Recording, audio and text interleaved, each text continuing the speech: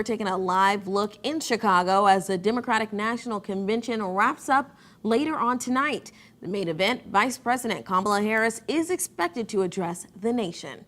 Last night, we heard more from Harris's running mate, Governor Tim Walz.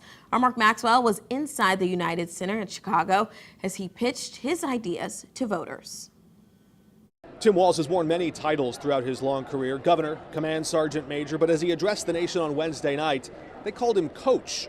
In fact, the way he stirred Democrats in this place, you might have thought they were holding it at Soldier Field. His state high school title-winning football team was there to welcome him onto the stage, the national spotlight. His family in the front row becoming emotional, overcome with emotion as they saw their spouse and father, in each case, accept the nomination as the party's running mate for Kamala Harris.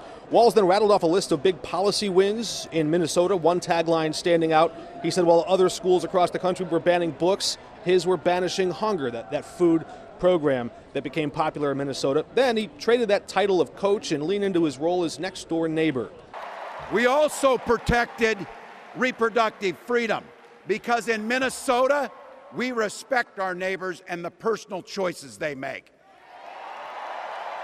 And even if we wouldn't make those same choices for ourselves, we've got a golden rule. Mind your own damn business. Then the football coach went on offense and described Donald Trump, J.D. Vance, and the conservative playbook Project 2025 as a threat to the nation and an affront to personal liberty. It's an agenda nobody asked for. It's an agenda that serves nobody except the richest and the most extreme amongst us. And it's an agenda that does nothing for our neighbors in need. Is it weird? Absolutely. Absolutely.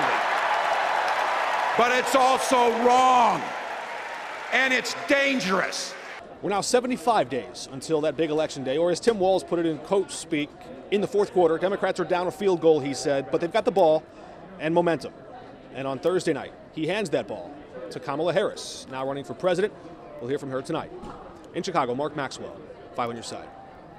And Mark will report live from Chicago again tonight at 6 o'clock and 10. You can also watch NBC's coverage of the DNC right here on 5 on your side starting at 8 o'clock this evening.